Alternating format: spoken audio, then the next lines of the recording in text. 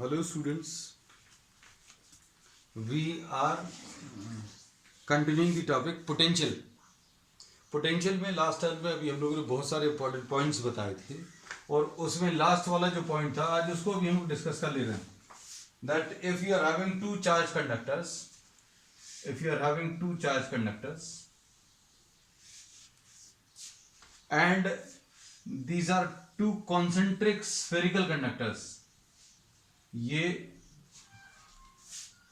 To concentric charge spherical conductors are given.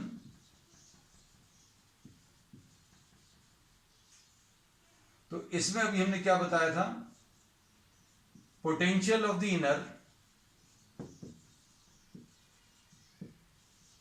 Is always greater than potential of the outer.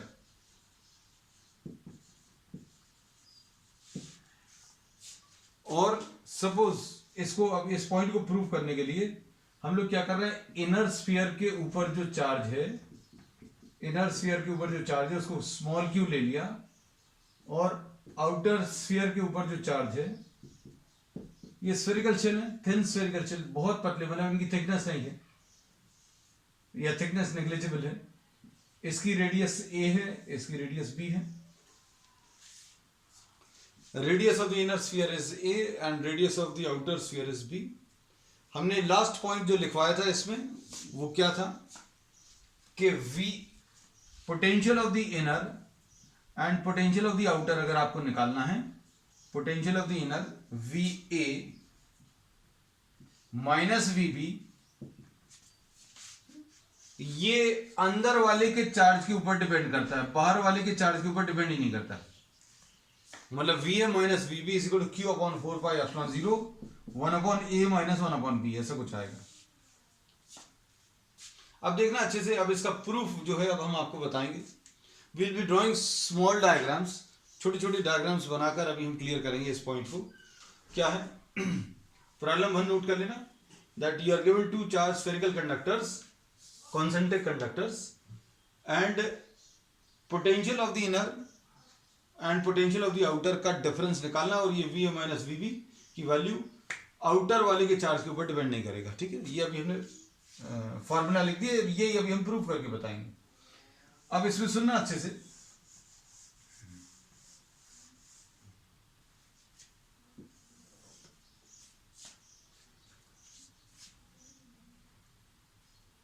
Potential of the point A will be potential of the point A due to inner plus potential of the point A due to outer. A point का potential अगर आपको बताना है तो A point का potential inner के कारण होगा और पोटेंशियल A पॉइंट पर आउटर के कारण होगा. इनर के कारण और आउटर के कारण, इसका मतलब समझो अच्छे से. इसको बनाने के लिए एक एक डायग्राम को अच्छे से समझना. हम क्या करेंगे, ए पॉइंट बनाएंगे और इनर वाला स्फीयर बनाएंगे. ये डायग्राम्स को अभी हम यहीं पर बना दे रहे हैं, थोड़ा सा छोटा करके. ठीक है, मतलब अभी हम इतना छोटा डायग्राम ड्रॉ करेंगे, इसका इतने छोटे, है ना. तो अब देखना अच्छे से, हम लोग क्या कर रहे हैं, ए पॉइंट बना रहे हैं और इनर स्फीयर बना रहे हैं. इनर है, इनर स्फीयर अगर है तो इसके ऊपर चार्ज क्यू होगा और इसका रेडियस ए होगा. हमने क्या किया, एक छोटा सा डायग्राम लेकर, उसमें डायग्राम इसलिए अभी हम अलग अलग ले रहे हैं ताकि तुम लोगों को क्लियर रहे हम क्या कर रहे हैं. तो ए पॉइंट बना लिया, इनर स्फीयर बना लिया, इनर स्फीयर के ऊपर चार्ज स्मॉल क्यू है और इनर वाले की रेडियस ये है. अब ए पॉइंट बना लो और आउटर बना लो. आउटर वाले के ऊपर चार्ज कैपिटल क्यू है और ये ए अंदर वाला पॉइंट है और बाहर वाले की जो रेडियस है वो बी है. अब देखो, शायद समझ में आए बात को. हमें इन दोनों डायग्राम्स को अगर देखें, हमने क्या किया है, पोटेंशियल ए पॉइंट पर अंदर वाले के potential at A due to inner sphere अगर निकालना है तो हमने क्या किया, ए पॉइंट बनाया और इनर स्फीयर बना लिया. ए पॉइंट बनाया, ए पॉइंट बना लिया और इनर वाला स्फीयर बना लिया, तभी तो अभी हम लोग पोटेंशियल लिख पाएंगे. अब हमें ये मालूम है potential on this is a point A which is on the surface. तो सरफेस पर फॉर्मूला क्या होता है, चार्ज अपॉन 4πε0, ये लिख लिया, और रेडियस ये आ गया, सिंपल सा फॉर्मूला। अब ये अगर निकालना है तो कैसे निकालेंगे, ए पॉइंट पर आउटर के कारण। अब अच्छे देखना, ए पॉइंट पर आउटर के कारण हमने जो इसमें यूज करना है वो अभी हम पहले बता चुके हैं, उसको आप अच्छे से सुनना, हम रिपीट कर रहे हैं। ए पॉइंट बाहर वाले स्फीयर के अंदर है, ए पॉइंट बाहर वाले स्फीयर के अंदर है। आपको कंफ्यूजन नहीं हो इसलिए अभी हमने सिर्फ बाहर वाला बनाया, ए पॉइंट बना लिया, अंदर वाला स्फीयर नहीं बनाया। क्यों, क्योंकि अभी हमें ए पॉइंट पर आउटर स्फीयर के कारण निकालना है। ए पॉइंट पर पोटेंशियल आउटर के कारण, तो ए पॉइंट बनाया और आउटर स्फीयर बना लिया। तो ये पॉइंट जो है आउटर स्फीयर के अंदर लाई कर रहा है, ये एक ऐसे स्फीयर के अंदर लाई कर रहा है जिसके ऊपर चार्ज क्यू है और इसका रेडियस भी है। अंदर के किसी पॉइंट पर पोटेंशियल कैसे निकालते हैं ये अभी हम बता चुके हैं। अंदर के किसी पॉइंट पर पोटेंशियल उतना ही होता है जितना सरफेस पर, मतलब ये आउटर स्फीयर के अंदर है, ये ए पॉइंट आउटर स्फीयर के अंदर है, ये ए पॉइंट। तो ए पॉइंट पर पोटेंशियल उतना ही होगा जितना सरफेस पर, और सरफेस के लिए अभी हम बता ही चुके हैं कितना आ जाएगा, ये Q अपॉन 4πε0। सरफेस पर निकाल लो, सरफेस पर निकालने के लिए B यूज कर लेना, खत्म हो गया इतना सा। ठीक, तो अब हम लोगों ने इसमें क्या चीज यूज की, ये बात समझ में आई होगी। हमें पोटेंशियल ऑन दी सरफेस निकाल लो, पोटेंशियल ऑन दी सरफेस निकालो, वही पोटेंशियल अंदर में भी होगा। तो potential at point A will be potential at A due to inner plus potential at A due to outer. तो ए पॉइंट बनाया और इनर वाला स्फीयर बना लिया, ए पॉइंट बनाया और आउटर वाला स्फीयर बना लिया, और ये सरफेस का फॉर्मूला लगेगा Q अपॉन 4πε0a। इसमें अंदर है पॉइंट, तो दिमाग में ये आ सकता है कि भैया ये इससे अलग लगेगा, लेकिन अंदर के किसी पॉइंट पर, कंडक्टर के अंदर के किसी पॉइंट पर पोटेंशियल उतना ही होता जितना सरफेस पे, तो फॉर्मूला बिल्कुल वही लगेगा।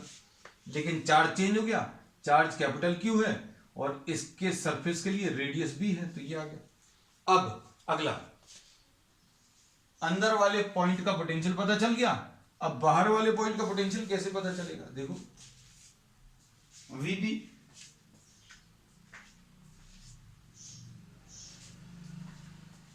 potential at point B will be equal to potential at B due to inner plus potential at point B due to outer। B point पर अंदर वाले के कारण, B पॉइंट पर अंदर वाले के कारण और B पॉइंट पर बाहर वाले के कारण। इसमें भी दो डायग्राम्स देखो जरा, ये अंदर वाला बनाया, अंदर वाला है कैसे पता चला, इसके ऊपर चार्ज Q है, बना लिया, और B पॉइंट बनाया, ये B पॉइंट है और B पॉइंट का सेंटर से डिस्टेंस स्मॉल b है। हम जो जो चीज काम की वही भर मार्क कर रहे हैं। अब देखो अंदर वाले का रेडियस मार्क नहीं किया अभी हमने, क्योंकि जरूरत ही नहीं पड़ेगी। क्यों जरूरत नहीं पड़ेगी, क्योंकि किसी चार्ज स्फीयर के बाहर, किसी चार्ज स्फीयर के बाहर अगर पोटेंशियल निकालना है तो बाहर में पोटेंशियल निकालने का तरीका क्या है, आप इस पूरे चार्ज को सेंटर पे मान लो और इस पूरे चार्ज को सेंटर पे मानकर जिस पॉइंट पर निकालना है पोटेंशियल उस पॉइंट का सेंटर से डिस्टेंस मालूम होना चाहिए। तो कहने का मतलब यह है कि अगर आपको कोई चार्ज स्फीयर दिया हुआ है और ये पॉइंट जिस पर पोटेंशियल निकालना वो बाहर है, तो आपको इसके साइज की जरूरत नहीं पड़ती, आपको सिर्फ सेंटर से इसके डिस्टेंस की जरूरत पड़ती। तो वही मार्क किया, कंफ्यूजन नहीं हो इसलिए अभी हमने क्या किया, ए मार्क नहीं किया, क्योंकि ए कैलकुलेशन में यूज नहीं होगा। क्यों नहीं यूज होगा इसका रीजन अभी हमने बता दिया। अब potential at point B due to outer, तो सिर्फ काम की चीजें बना रहे हैं। बी पॉइंट बनाया, लो बी पॉइंट बना लिया। आउटर स्फीयर बनाया, आउटर स्फीयर है कैसे पता चला, क्योंकि आउटर के ऊपर, बाहर वाले के ऊपर कैपिटल क्यू चार्ज है। और ये पॉइंट सरफेस पर है तो सरफेस पर रेडियस की जरूरत पड़ेगी तो रेडियस भी बना ली। अब ये डायग्राम्स देखकर, ये डायग्राम्स जो है ये बड़े यूजफुल हैं to find out the potential. Potential निकालने के लिए बहुत ज्यादा यूजफुल है। कैसे? अब देखो, इसकी प्रैक्टिस बेटा बहुत अच्छे से कर लेना, क्योंकि बहुत कुछ अच्छे प्रॉब्लम्स अभी हम लोग आगे की क्लास में लेने वाले हैं। क्योंकि ये कॉन्सेप्ट अगर आपने क्लियर कर लिया, आप इसको अच्छे से समझो, कोई डाउट हो पूछ लो, नहीं है तो आप इसको अच्छे से दोबारा देखना, 2 बार देखो, 3 बार देखो। अब इसमें बी पॉइंट पर पोटेंशियल अगर निकालना है तो बी पॉइंट पर potential will be equal to potential at point B due to inner. B point पर अंदर वाले कारण, तो ये अभी हम लोग फॉर्मूला भर लगाना, डायग्राम तो अभी हमने बना लिया। अंदर वाले के ऊपर चार्ज क्यू है और B point small B distance पर है, तो ये कितना आ जाएगा? Charge upon 4 pi epsilon 0 B, ऐसा कुछ आ जाएगा इस डायग्राम से। Q upon 4 pi epsilon 0 B. अब ये बी पॉइंट सरफेस पे है तो बी पॉइंट सरफेस पर इसका फॉर्मूला क्या है? Charge on the outer, charge on the outer upon 4 pi epsilon 0 small B. अब इसके जस्ट बाद V आ गया, VB आ गया, V और VB आ गया, तो अब हम लोग क्या बोल सकते हैं? VA माइनस VB निकाल लो। स्क्रीनशॉट ले लो बेटा जल्दी से, ताकि अभी हम आगे बढ़े इसमें।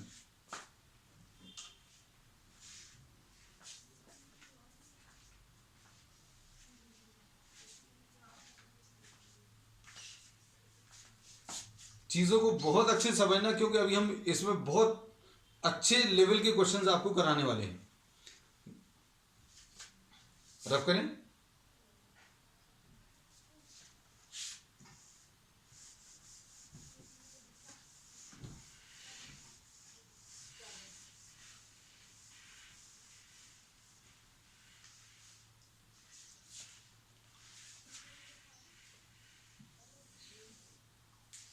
अब देखो, VA माइनस VB, VA रब हो गया हमारा, आपके पास होगा VA की वैल्यू कितनी आई थी? Q upon 4 pi epsilon 0 A शायद, हाँ 4 पाई एप्सिलॉन 0 B। अब VA माइनस VB की value Q upon 4 pi epsilon 0 A ये लिख लिया, plus capital Q upon 4 pi epsilon 0 B ये लिख लिया, माइनस VB की value Q upon 4 pi epsilon 0 B, ऐसा कुछ है, ये माइनस करें Q upon 4 pi epsilon 0 B, तो ये कैंसिल होगा, तो VA माइनस VB की वैल्यू कितनी आ जाएगी बेटा? VA माइनस VB ये आ जाएगा Q common, Q upon 4 pi epsilon 0 common, 1 upon A minus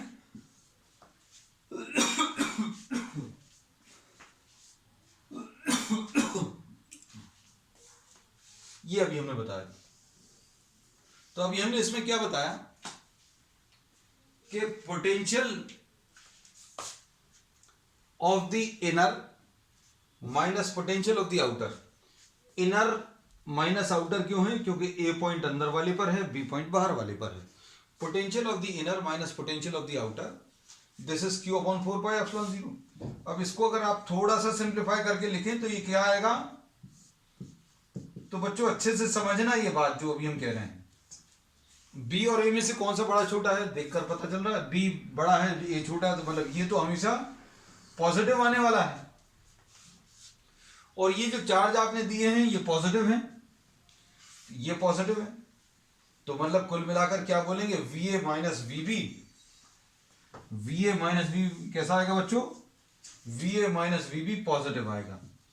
VA minus VB positive का मतलब क्या है कि potential of the point A is always greater than potential of the point B। अंदर वाले का पोटेंशियल हमेशा बाहर वाले से ज्यादा होगा, ठीक है। और अब अच्छे से सुनना, ये कुछ कुछ चीजें अभी हम बता रहे हैं वो आगे सब रिलेट होगी, सब कुछ रिलेट होगा। अंदर वाले का पोटेंशियल बाहर वाले से ज्यादा है, और चार्जेस का फ्लो हमेशा हायर पोटेंशियल से लोअर पोटेंशियल की तरफ होता है। और स्पेसिफिकली बता दें, पॉजिटिव चार्जेस का फ्लो हायर पोटेंशियल से लोअर पोटेंशियल होता है। ये हमने पिछली क्लासेस में भी बताया था, आज भी बता दे रहे हैं। और बहुत मुश्किल चीज नहीं है ये कॉन्सेप्ट समझाने के लिए। अभी हमने आपको एक बहुत सिंपल से, हम बहुत सिंपल एग्जांपल्स दे देते हैं ताकि आपको समझ में आए चीजें। ये क्यू चार्ज है, अगर आप V का ये फॉर्मूला यूज करें तो अभी हम लोगों को ये पता चलेगा कि भैया A पॉइंट और B पॉइंट में से A पॉइंट का पोटेंशियल ज्यादा होगा B पॉइंट से, क्योंकि इसका डिस्टेंस कम है, इसका ज्यादा है। और अगर आप पॉजिटिव चार्ज छोड़ोगे तो ये पॉजिटिव चार्ज इस पॉजिटिव चार्ज को रिपेल करेगा, सिंपल भाषा में। और ये थोड़ी टफ भाषा में अगर बोलें कि भैया ये पॉजिटिव चार्ज कैसा चल रहा है, हायर पोटेंशियल से लोअर पोटेंशियल चल रहा है। और अभी आगे जाकर अभी हम ये बताएंगे, ये पोटेंशियल को हम लोग कंपेयर करते हैं लेवल से। पोटेंशियल को किससे कंपेयर करते हैं? लेवल से। जैसे अगर ये ऑब्जेक्ट को देखें तो ये अभी हायर पोटेंशियल पर है, हायर लेवल पर है। अगर आप इसको छोड़ दोगे तो कहां जाएगा? नीचे की तरफ जाएगा, मतलब इसका लेवल जो है कम हो जाएगा।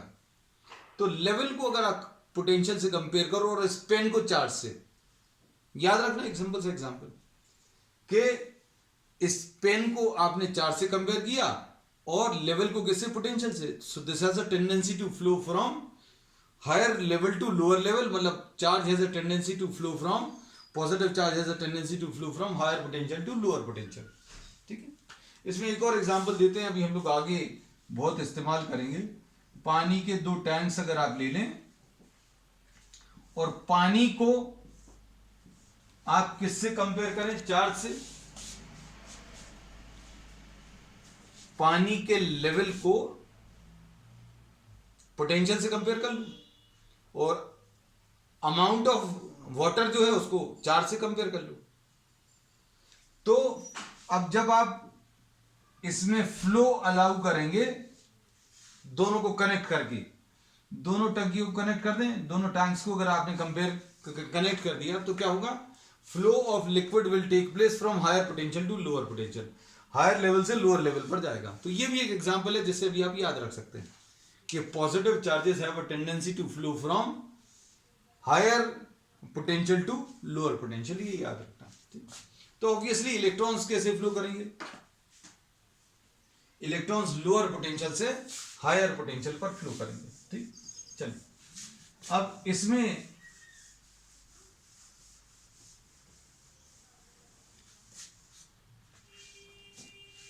एक प्रॉब्लम तुम लोग कर लेना, ये अभी हम तुम लोगों को होमवर्क के लिए दे दे रहे हैं, इसका सोल्यूशन हमें सेंड करना।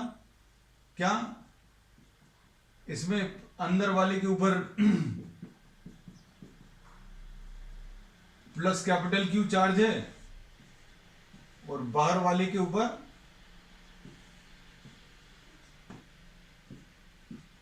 माइनस कैपिटल क्यू चार्ज है, और आपको वी ए निकालना है। और हमारे लिए ये वी भी बहुत जरूरी है निकालना, कि आप कैसा निकालते हैं हम चेक करेंगे।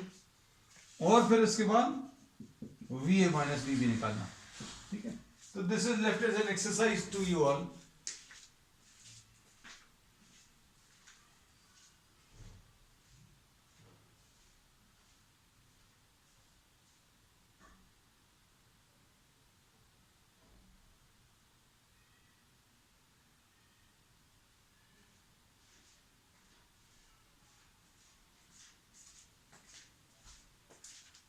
अब इसके बाद next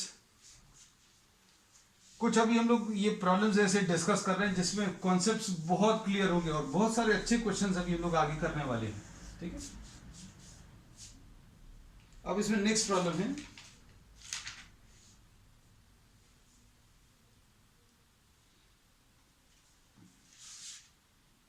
a charge of, next question, a charge of 4 into 10 to the power of minus 8 coulombs, note करना, नोट कर लेना, is distributed uniformly on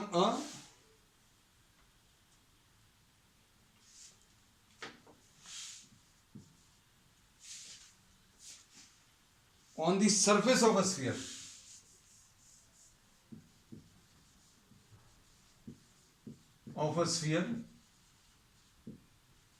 of radius 1 centimeter. Note कर लेना ये.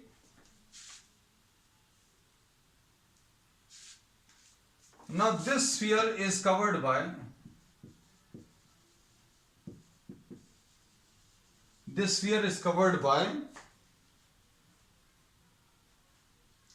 another conducting sphere,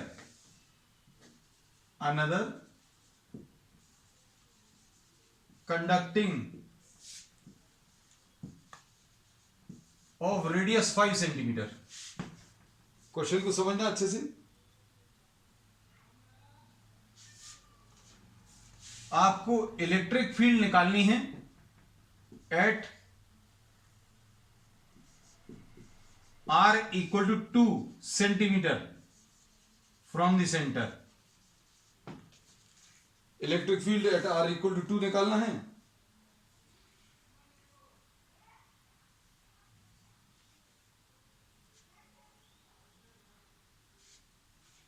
अब ये जो बाहर वाला जो स्फीयर है उसके ऊपर चार्ज दे दिया. Now a charge of how much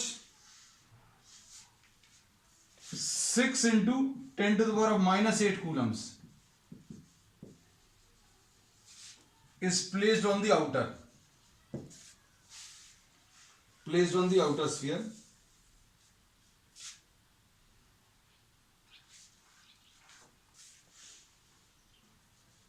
You have to find the surface charge density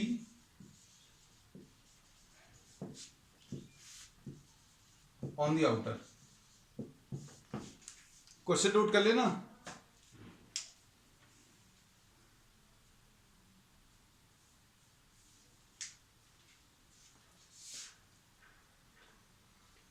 अब ये जो सारी चीजें इन्होंने दी हुई हैं ये अब हम आपको एक डायग्राम के फॉर्म में दिखा दे रहे हैं. All the data will be marking this on. एक अंदर में स्फीयर है जिसके ऊपर चार्ज दिया हुआ है कितना 4 into 10 to the power of -8 है. और एक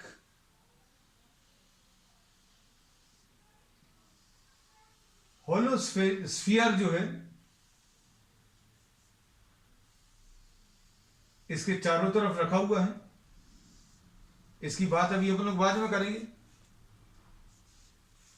इसका अंदर वाले का जो रेडियस है 1 सेंटीमीटर है और आपको इलेक्ट्रिक फील्ड निकालनी है 2 सेंटीमीटर डिस्टेंस पर.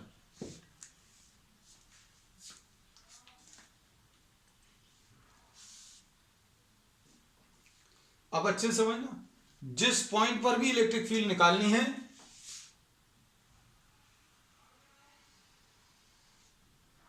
उस पॉइंट से पास होता हुआ एक गॉसियन सरफेस ले लेंगे.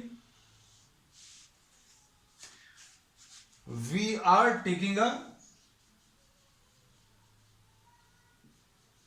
Gaussian surface through the point at which electric field is to be found out.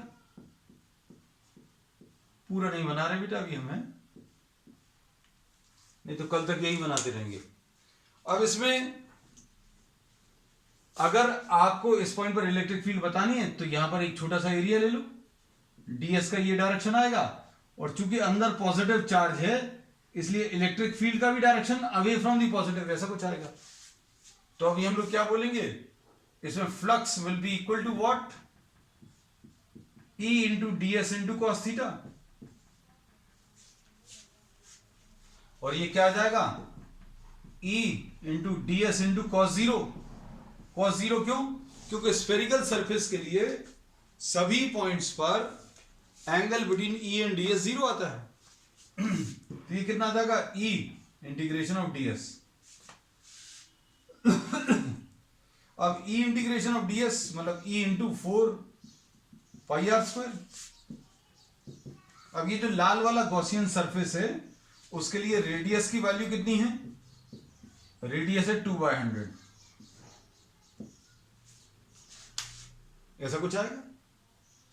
और गॉस लॉ अगर अप्लाई करें तो फ्लक्स की वैल्यू क्या होती है?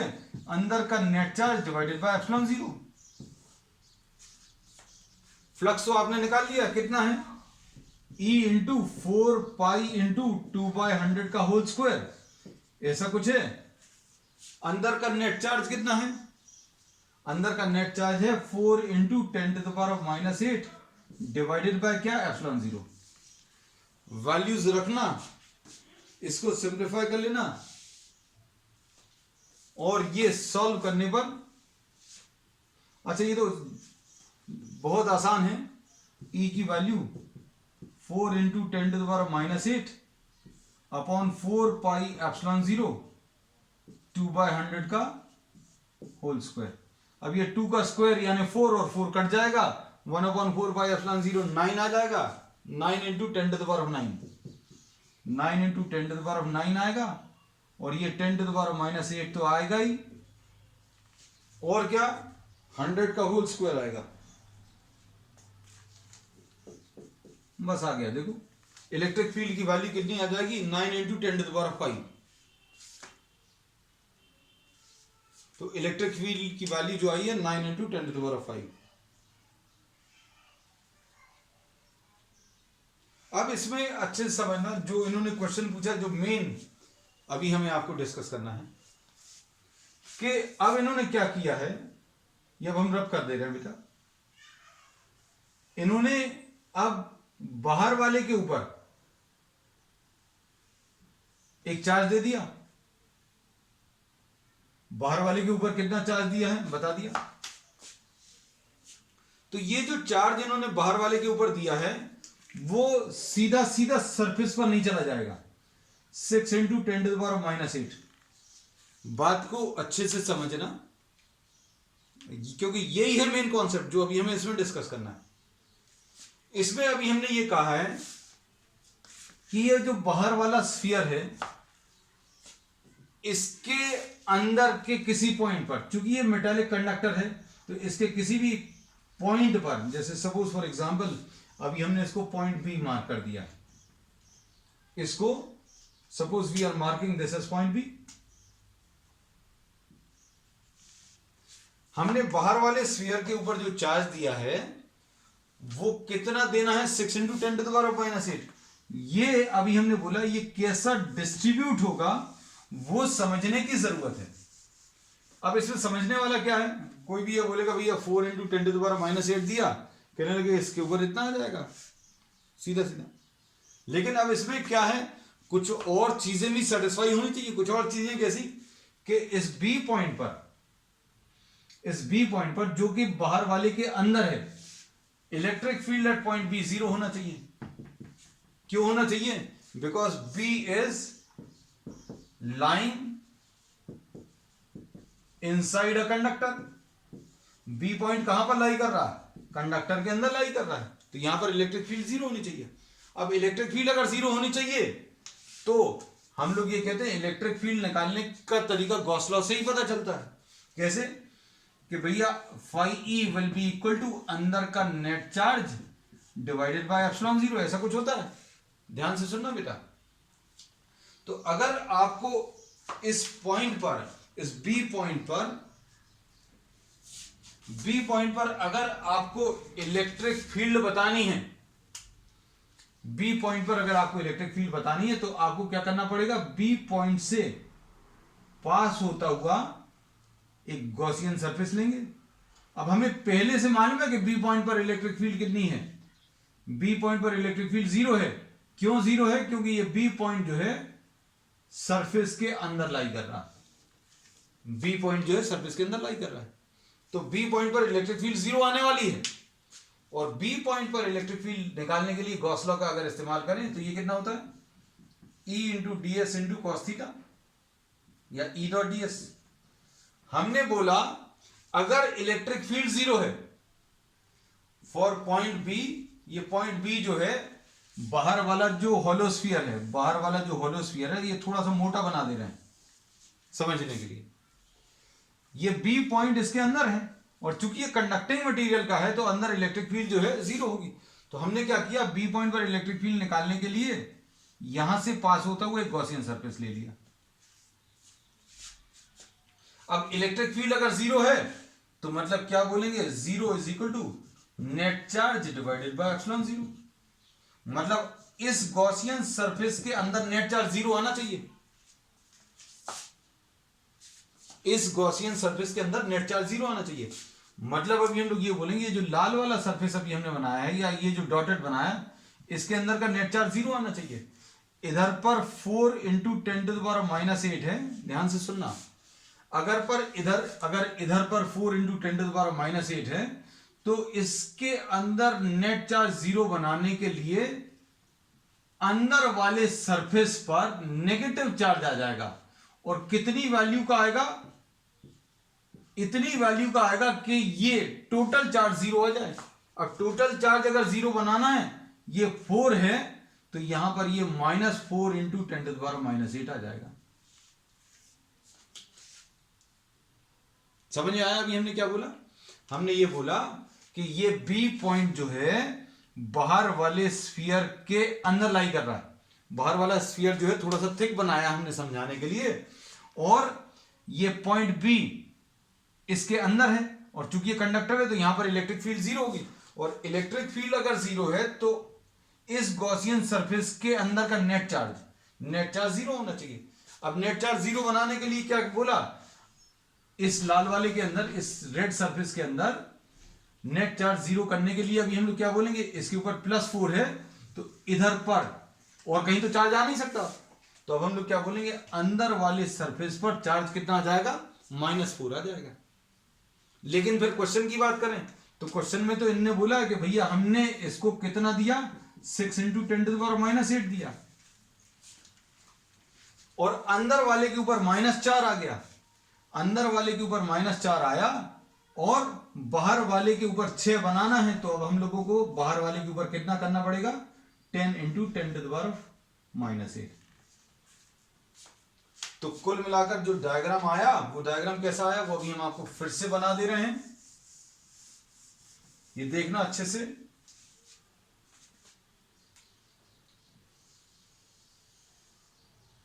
ये थोड़ा सा और छोटा बना दे रहे हैं। इसके ऊपर 4 इंटू 10⁻⁻8 है, इसके ऊपर अभी हमें 10 देना है। ये थोड़ा सा थिक इसलिए बना दे रहे ताकि आपको समझ में आए। हमने बोला इसके ऊपर, बाहर वाले के ऊपर अभी अपन को कितना चार्ज देना है, 6 इंटू 10⁻⁻8 देना है।